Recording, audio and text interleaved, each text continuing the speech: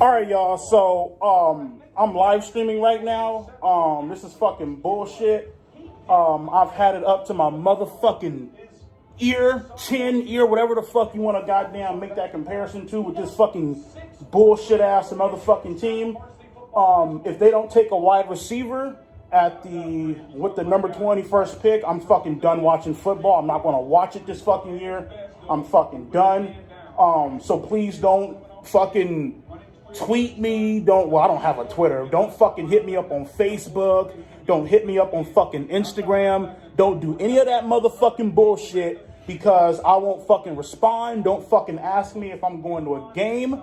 I don't give a fuck. I put that on my motherfucking mom's grave, nigga. If these motherfuckers don't take a wide receiver, I'm fucking done. Think I'm bullshitting. I'm live streaming. Everybody's seeing this fucking shit.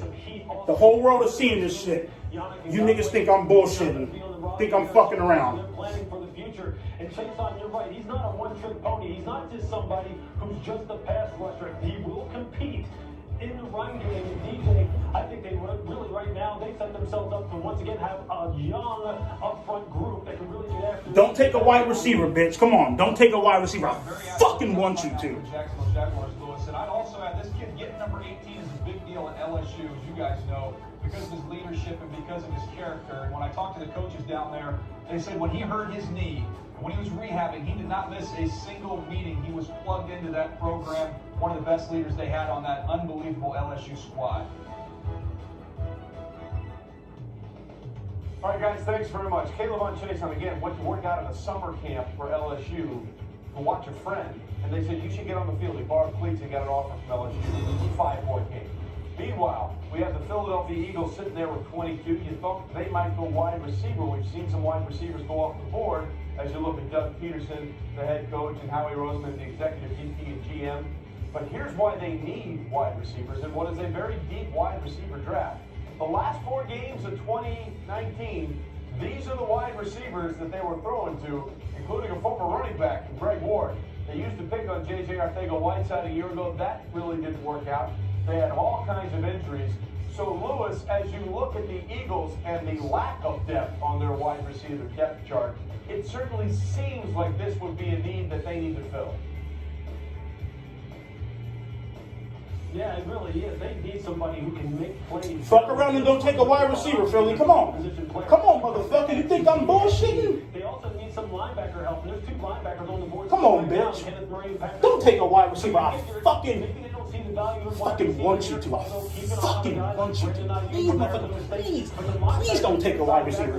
Please don't take a wide receiver. Right there. Maybe they pull the trigger on one of those. Well, there you see Justin Jefferson, who had an unbelievable season at LSU. Michael Irvin, we talked a little bit about some of these receivers, and the big 3 are off the board, but we're talking about a wide receiver draft class where there could be upwards of 15 to 20 that potentially have a first-round grade, including someone like Justin Jefferson.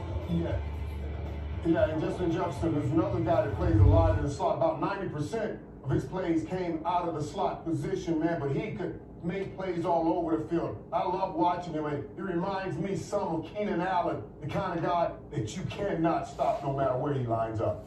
All right, we'll see what happens. Again, sometimes you have to let the board talk to you, and if you were the Philadelphia Eagles, you know you need to get some sort of wide receiver for your help in Carson Wentz, who has obviously had his own issues the last couple of years, but you just saw the Dallas Cowboys load up in that division, getting CeeDee Lamb to go with Amari Cooper and Michael Gallup and Zeke Elliott and everything else they've got going there. It's going to be a point-scoring league. We're talking about Dak Prescott last season, who threw for almost 5,000 yards, 4,900. Do the Eagles feel like they need to ramp up the offensive side of the ball? We've seen Howie Roseman make all kinds of trades when he feels like he needs to make the trade and go out and get players. And Doug Peterson obviously has a system that works for him. It's been with him, and it's been with him when he was at Kansas City under Andy Reid. Translated that very nicely. Y'all can take all motherfucking day, bitch. Again, still don't change the motherfucking fact. Wide receivers come off the board. There are the T. Higgins of the world. You heard Lewis mention Brandon Ayuk as well. And then we had Justin Jefferson. There are other players like Denzel Mims out of Baylor, Jalen Reagor out of TCU. All of these people are players that have first-round grades at wide receiver. Don't take a receiver, bitch. Come on. Pick is in. Let's see if they do indeed go wide out. Before we announce the Eagle selection, I want to personally thank our fans for your contributions to the NFL Draft-a-thon. If you're able to give, we encourage you to go to NFL.com/relief to contribute to those most in need. And we thank you again for your support. With the 21st pick in the 2020 NFL Draft, the Philadelphia Eagles select Jalen Reagor, wide receiver, TCU. Thank God! Well, this is a Thank player fucking and a name God! who has been rising up a lot of draft boards since the end of the season. And you're thinking, Reagor, that name sounds familiar. You are 100% Damn, correct. thank His God! brother, Monte Reagor, was a defensive end who played 9 years in the NFL, including he was a member of the Indianapolis Colts when they won Super Bowl 41 in Miami 29-17 over the Chicago Bears. But Reagor, 5'10", almost 5'11", 206 pounds, and there you see Monte Reagor, and he was a guy whose job it was to get to the corner.